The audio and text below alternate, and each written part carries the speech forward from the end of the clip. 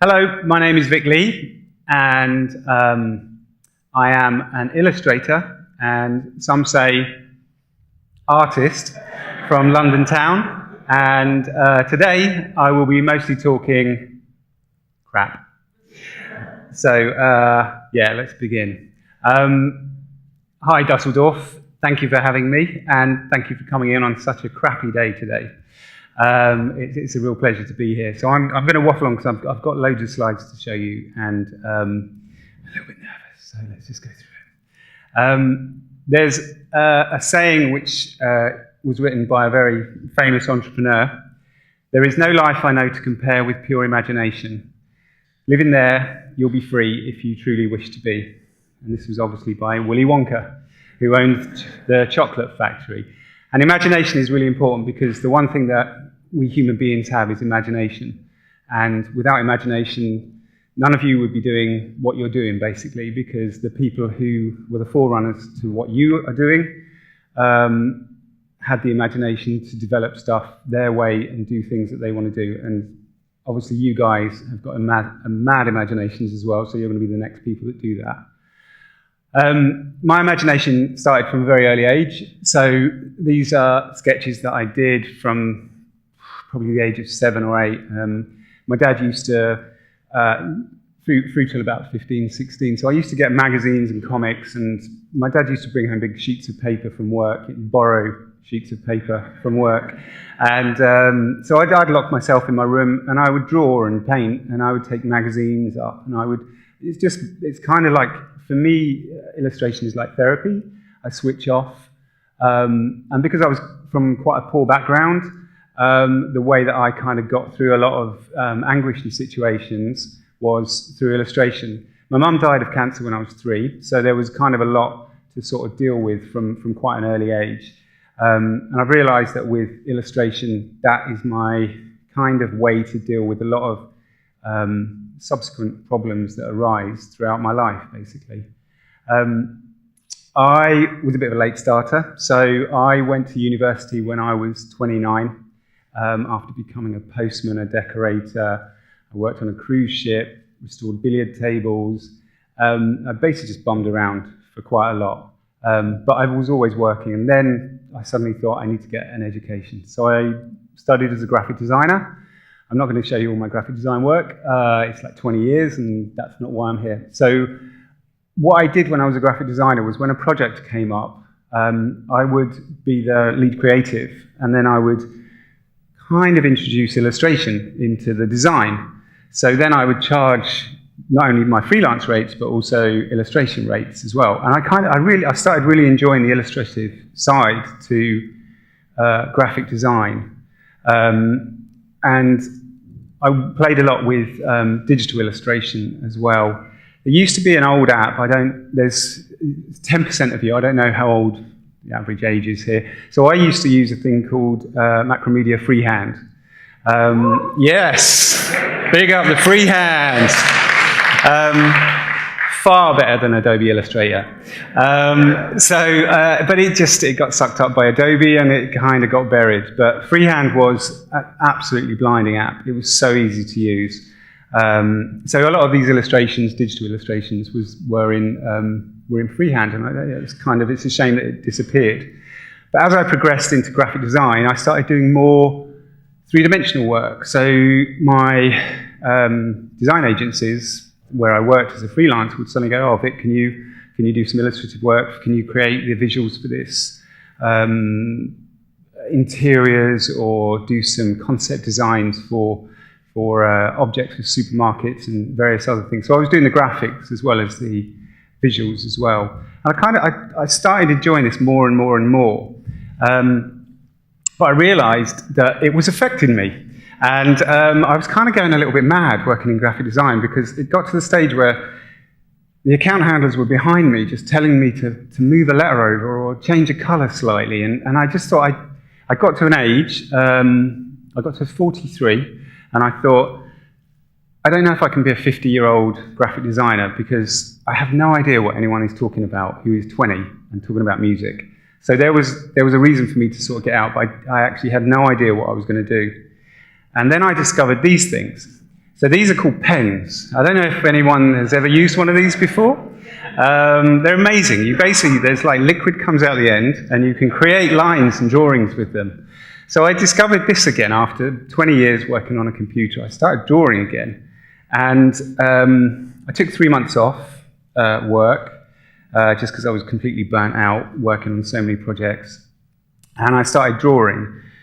And where I lived in London, a place called Lordship Lane in East Dulwich, I was sitting in a cafe one afternoon, and I looked out, and I thought it'd be really nice to draw all of the shops and businesses on this street. So it's a really crappy picture, so apologies for that. But it's all freehand drawn, and I did a bit of research on the place, and I kind of I didn't make up, but I took the history and then I reworded it in a much more kind of modern take.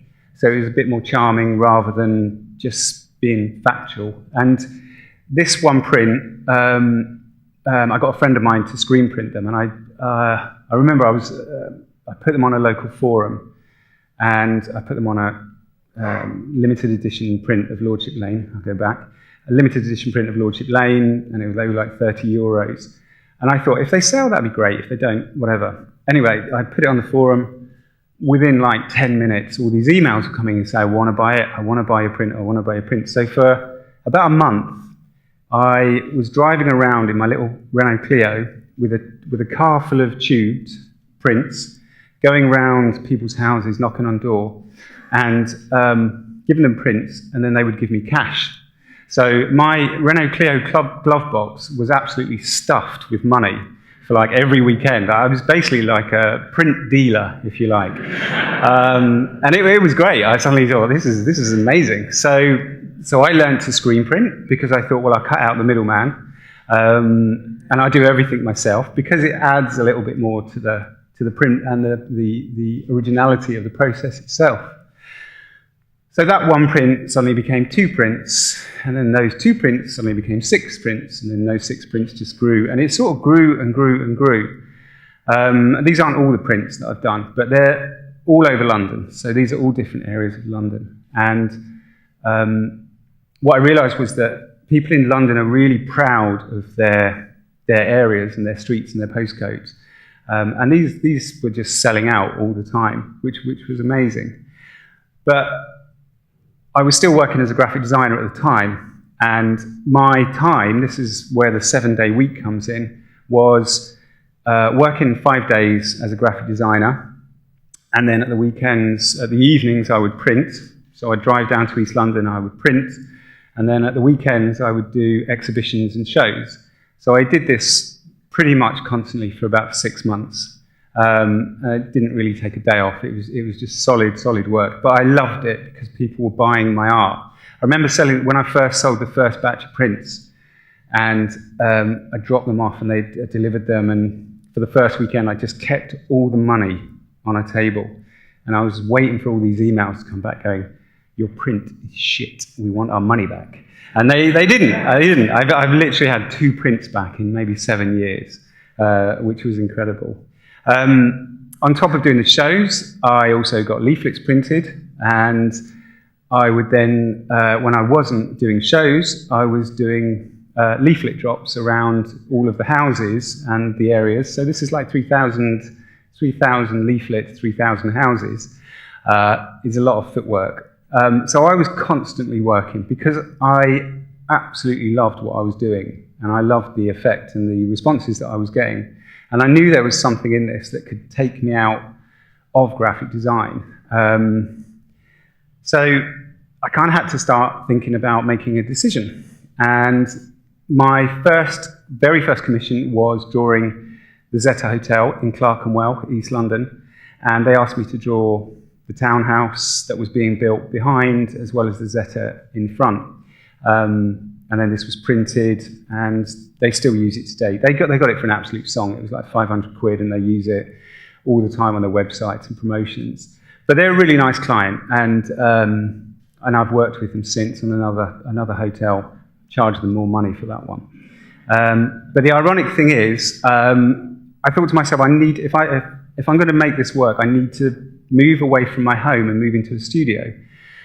So my studio view is on the left, and my very first commission is on the right, which I did 6 months previously. And bizarrely, I think I illustrated my future, which is quite nice. So in a way, there is that thing about making a decision to move forward. For me, it was, as well as having the responsibility of a mortgage, it was also having a responsibility of paying for a studio, but not really having many clients, but just relying on the prints. And that has kind of spurred me on for future moves as well. I'm on my 3rd studio now, and it's big. So I'm expecting big things to happen. The one thing I really loved was typography. The typography and playing about with words and patterns and how they combine. And for me, this was a real passion. I totally enjoyed this, and I started moving things on a little bit. So I became a storyteller because a lot of the prints had stories in as well.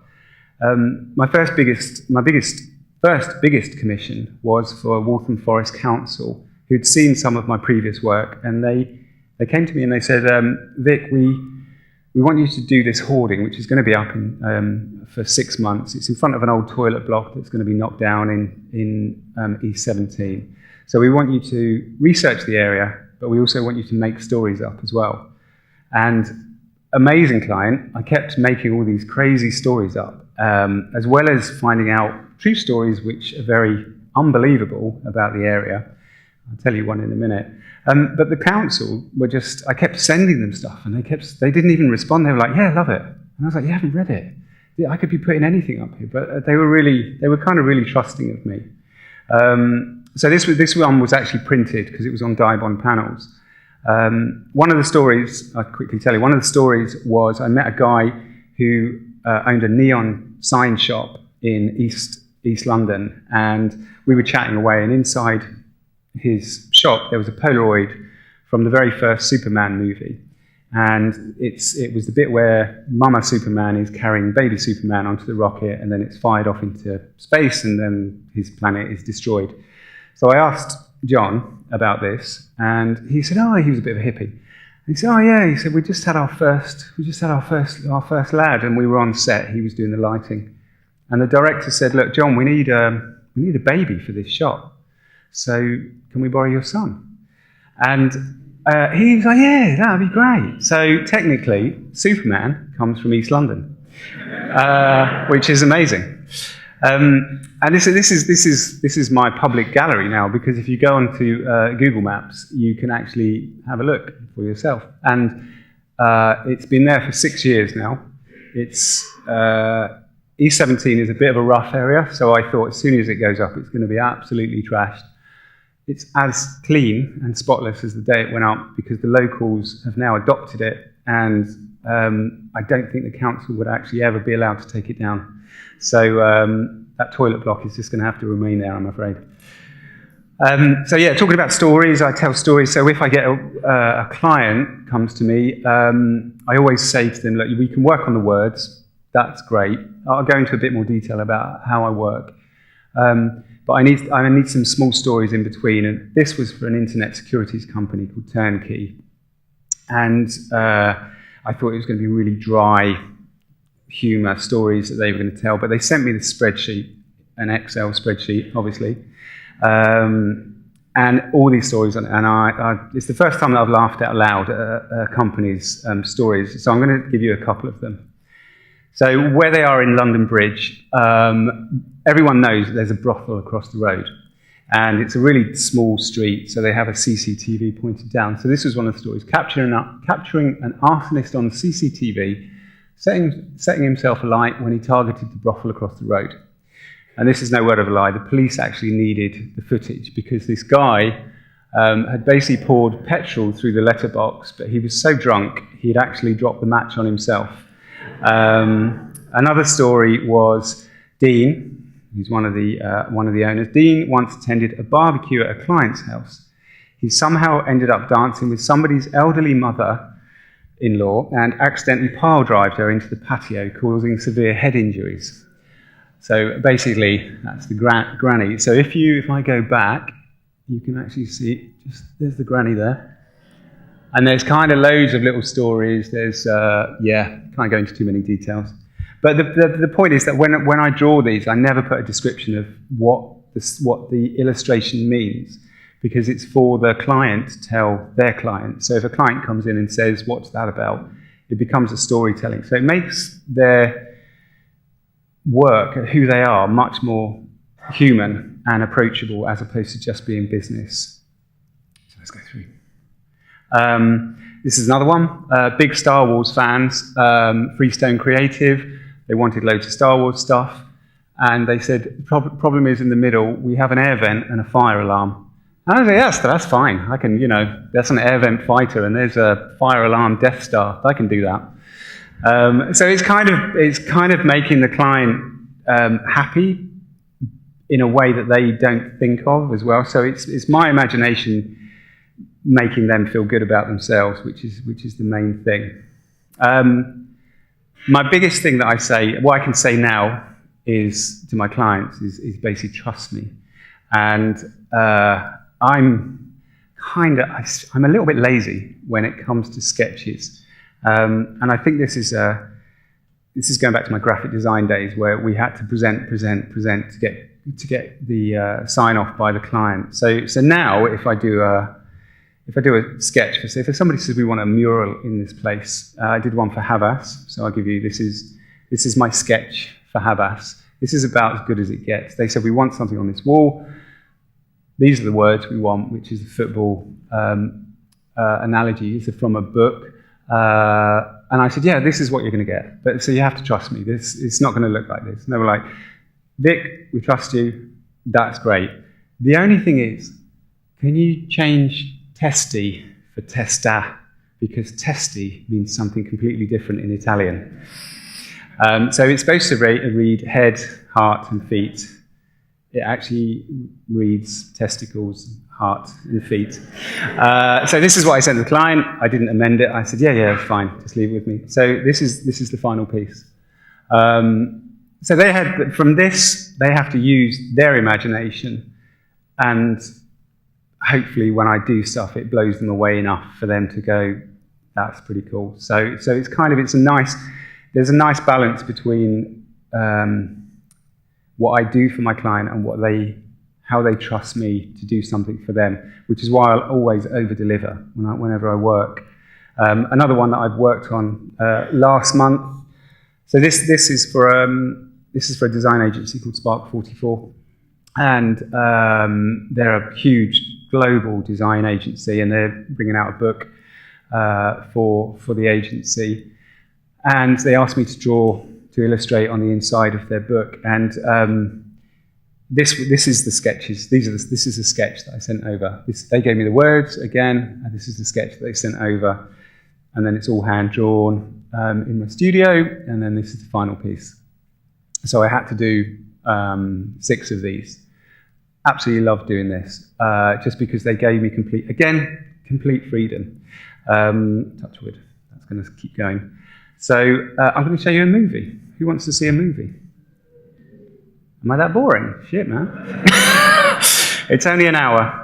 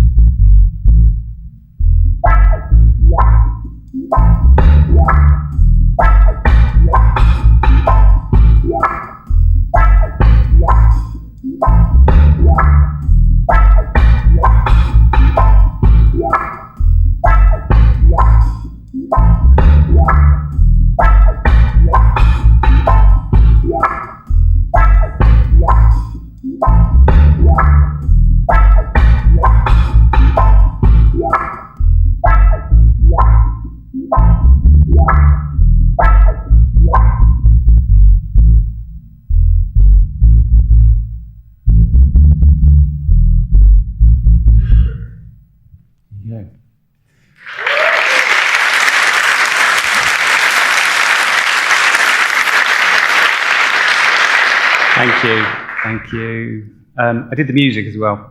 And I filmed it as well. So I really do cut out the middleman, it's got to be said. So getting work. It's really difficult as an illustrator to get work. A lot of my friends find it really difficult. I find it difficult as well at sometimes. But I'm always marketing myself in any way that I can.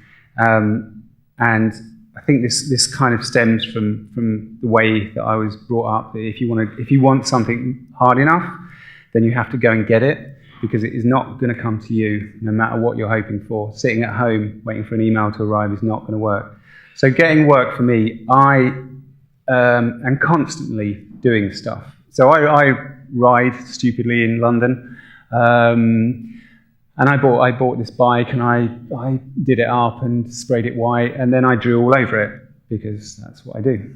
And I rode it around, and one day I was at my partner's studio, and the girl next door, her husband was in, who's the creative director for Brompton Bicycles, and he came out. My bicycle was in the hallway, and he saw it, and he came in, and he said, "Oh, Vic, really like your bike. Do you think you could do something for Brompton?" And I was like, "Yeah, sounds cool." So we did this thing, which was a hand-drawn, handmade Brompton, two hand-drawn handmade Bromptons, which were given out to the male and female winners of the Brompton World Championships in England.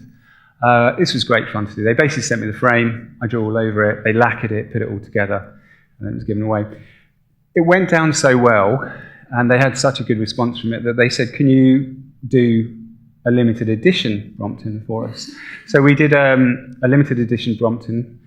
So I designed the vinyls that went on the bike, I designed the bag, and it comes with a limited edition print as well. The serial number of the bike matches the number of the print. There was only 500 made, and when these launched in Taiwan, they sold out in 2 days, which is great for me. And it was a really nice relationship, and I got a free bike out of it, which is great. And that's the thing, is like just working on nothing, just drawing and just going, I'm going to draw on this, and then I'm going to just be out and about on it and see what happens. Another example is sitting at home watching television. I drew these koi carp and hummingbird for no reason. I just drew them because I was watching some crappy TV, and I thought, well, I might as well screen print them. So I screen printed them, put them on my website. Another agency saw that, which then led me on to doing a limited edition box and bottle for the famous grouse. And that's basically just me sitting in front of the television. I didn't market myself, I didn't do anything, but I did something. And that's the point. I did something that somebody else saw that said he could do that for us. I'm just going to find out where I am. So this, to give you an idea of my time scale. I don't know how long your projects are when you're working. This is an average for me, my time scale. So for this project, doing a box design and a label design. So Monday, I won the brief on a Friday. The agency said, come in on Monday, so I picked up the brief. Tuesday, they said we need sketches. So I sent this 2 sketches over to them, and they said by Wednesday we need the sketches amended, we need client's approval, and by Wednesday afternoon, we need the route agreed. By Thursday, the sketch was developed more. It was agreed by the client. Late morning, final design started. Friday, artwork delivered. So that was basically a 5-day turnaround from getting the brief to going to print. And that is basically how quickly I can work. A client can come to me. We can chat about stuff for maybe 2 months, and then eventually they'll go, right, we've got sign off, we need you to come in on Wednesday, it needs to be done by Friday. And it's like, yeah, fine, I can do that. So I never say no, and it can be a curse at times. So when I did that, when the brief came in, I questioned myself. I thought, well, can I do that? And I realized that I can. I realized that I can do that. Just going to turn this around. And when other jobs started coming in, so my first Hand-drawn mural job was a shop in East London again, who got in contact with me. They'd seen the Walthamstow mural. And I did this project again, did it for nothing. It was pittance, but I was there for 4 days drawing on the window. So the other thing about getting work is knowing what you're doing, what you're doing can lead to something else. So for me, being in East London, being in a window during Clerkenwell Design Week, I'm basically just a live performance doing something. And because there's so many design agencies around Clerkenwell, the chances are somebody else is going to see what I'm doing and be interested.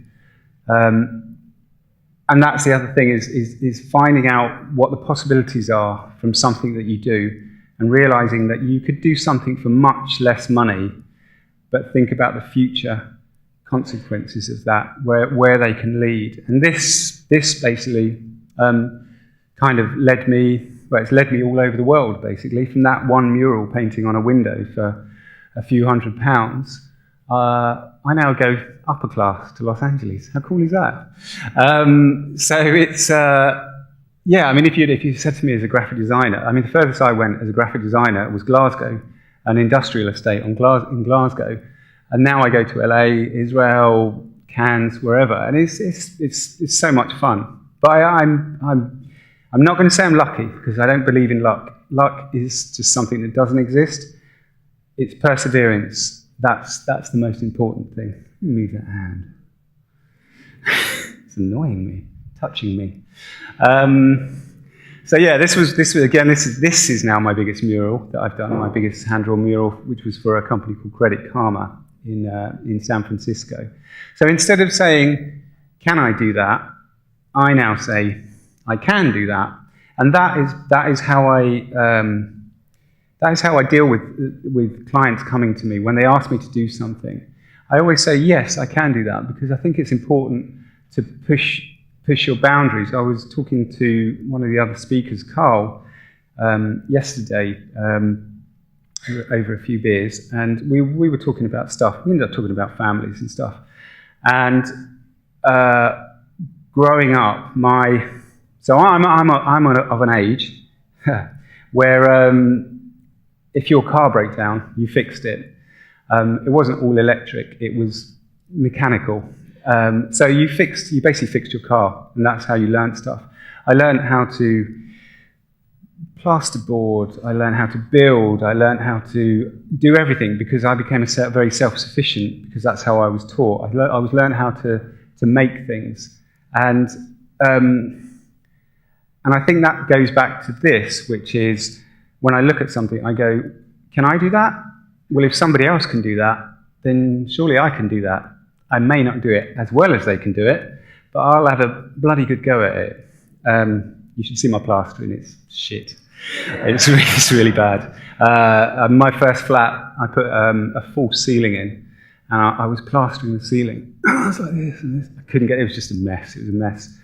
And I was working at the time, and I went back to work, and I spoke to a friend of mine, Alex, and I said, I just can't get this freaking plasterboard ceiling flat. And he's like, just put a downlighter on it. No one's going to look up. And I thought, do you know what? That's true. And it's that thing is, don't get lost in the details as well, because what people see, if you look at my murals, they look great from a distance. They look good close up. But when you get really close, they are quick. They are quick. I'm not saying they're crap. They're pretty amazing. But just don't get too close to them. So it's that thing which is, they look good from afar, but they're far from good. No, they are good. It's just really good. Shit, what am I doing? Can we scrub that? Can we scrub that? So I use Instagram.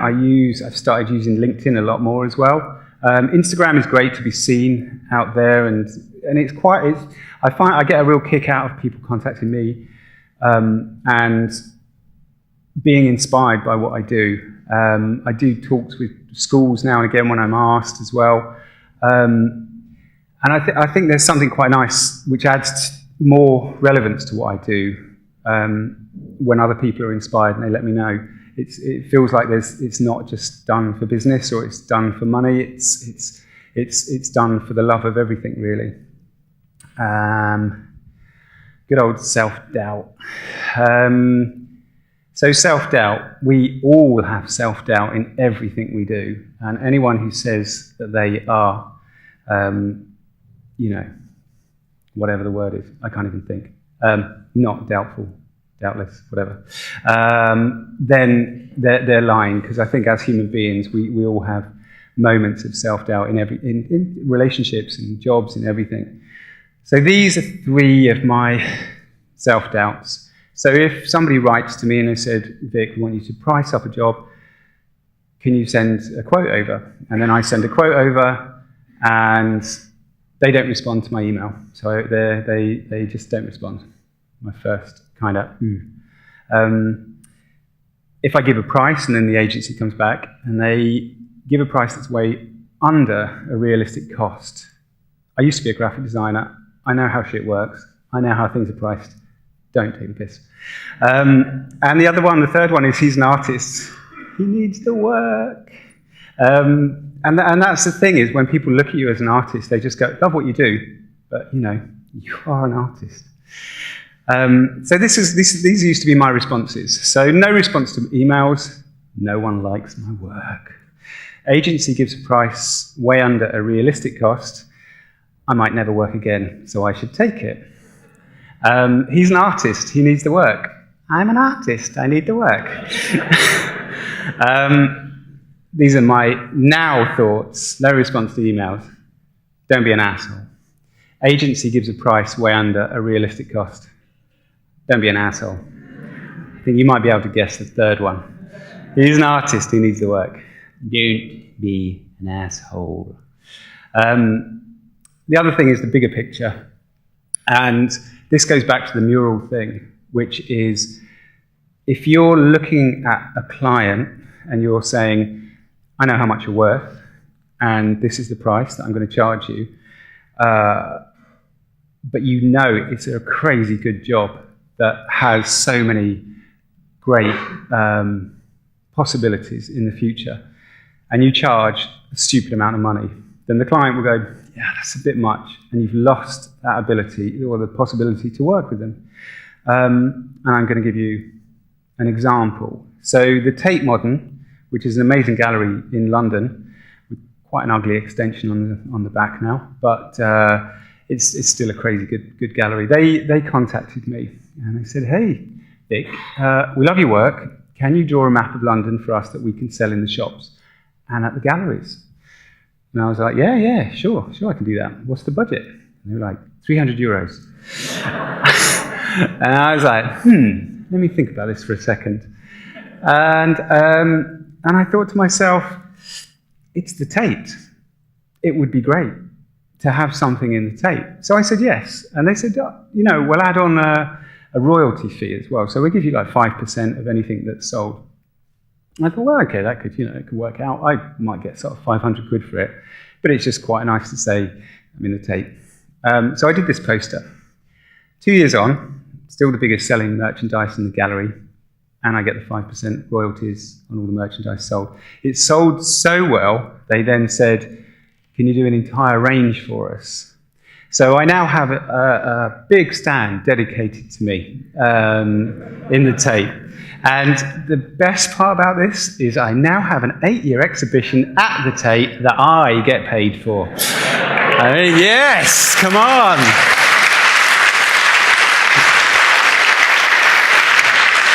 There you go. The bigger picture. Always look at the bigger picture. These are a few other little projects. 10 minutes left, which is cool. It's the first time I'm going to be under. So this is a guy in the studio opposite me. He came to me and said, would you like to do a watch design? It's a limited edition, 50.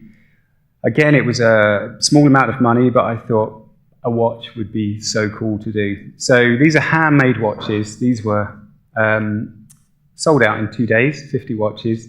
They sold out. They came with a little print as well. If you want to see me later, you have to see the watch because the middle bit on the dial rotates.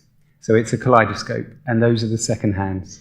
So it's a pretty cool watch. We're now working on the second watch because the first one sold out so quickly, and that's going to be slightly different. And then I like to work with people that are kind of just starting out. This guy wrote to me from LinkedIn. He said, "Love your work. I'm doing a cookbook. It's a personal project. You're probably going to say no, but would you like to do the cover?" And I was kind of in between jobs, and I said, "Yeah, cool. Yeah, let's do this." It was like 300 quid. And he just thought, whatever you want to do is cool. And I really enjoyed doing this because he was a really nice guy, and hopefully this will kickstart something for him. So I'm sort of it's good to give something back as well as receiving as well. So for the nice successes I get, I like to give something back to people who are nice to me. He emailed me. That's why he got the job. He wasn't an asshole. So, he was a nice guy. So that was quite nice. And then you get the odd jobs. So Pentagram came to me. This was a non-paying job. And this guy is, I don't know if any one of you are in advertising, but this guy's called Mark Denton. And he's very famous. He's been going for like 50 years or so, but he's a real character, a real story. I mean, he's a bigger storyteller than I am. Amazing guy. So they said, "We want you to draw a phrenology on his head." I was like, "Yeah, I can do that." So I rock up, say hello to Mark, and he's like, really, "Yeah, hey, how you doing, Vic?" and blah, blah. And I was like, "I don't know if the ink's going to come off, Mark, but are you okay with that?" He's like, "Yeah." He said, if I like it, we'll just keep it on for the wife. We might even get it tattooed. So this took like maybe an hour and a half to do. I didn't get paid for it because it was just a fun project to do. And this is the funny thing. So this project is now up for a drum award for best illustration. All my other work that I do, my big murals, have never won anything. So I kind of think, okay, I'm just going to draw on bald people's heads and then just put it in. Take me 10 minutes, just bosh it out basically. Do I relax? You can probably tell that I don't. Not really. I don't relax. I do relax, but I don't relax. I'm always drawing because Confucius said, if you find a job you love, you'll never work a day in your life. And I finally found it's not a job, it's something I love to do, so it's not really work. I never retire, that's the beauty of it. And I was going to start crying then. So, I don't really stop. So even when I go on holiday, I draw. I started doing these visual diaries, illustrated diaries, about 5 years ago, because I got to an age where I start forgetting stuff. And I thought, well, if I go to all these places, if I draw everything that I do, so all the places that I go with my partner, all the food we eat, how much we pay, the galleries we go to, the people we meet, the journeys we take, I draw everything that I do. It's not a kind of constant, but it's just maybe sitting by the beach and spending half an hour drawing. But I just make it up from what I remember. And these have become such great things to do because I can look back at these diaries and remember everything about that trip. I'd give you a little thing to do. I don't know, everyone's probably going to say, oh, I'm really crap at drawing. But if you go away on a holiday or do anything, just take a small sketchbook. And if you're somewhere, just draw something. Spend 10 minutes drawing something. Because when we go away and we get our phone out, we take a picture and then we move on. And that is your moment. That is a moment that's captured on your phone that you potentially won't ever look at, or you might look at in 5 years' time. But it's not a place of memories. That's the thing. With this, if you spend 10 minutes, you can remember the environment you're in, you can remember what you're doing. So I'd say to everyone, take a sketchbook on a holiday and just draw, no matter how good you are or bad you are. So this piece, this was in Japan. This A4 piece suddenly became a 2-meter piece, which was crazy big. And then it's kind of, I do it whenever I travel. So it's kind of it's lots of different things really. So I'm constantly working, even though I'm relaxing. And And I think for me that's really important. I'm actually waiting for a travel company to see this so that they can send me around the world for like 20 years. And then if there's any travel agencies here, I'll be at the back. So again, you know, no one's come up to me yet, but somebody might. And that's the thing, is I'm doing stuff because somebody might see it and go, we want him to do that. For fun, I really enjoyed working with the famous graphs. So for fun, I just did these spirit bottles, spirit packaging. For no reason, I just thought I'm just going to have a bit of fun designing my own stuff.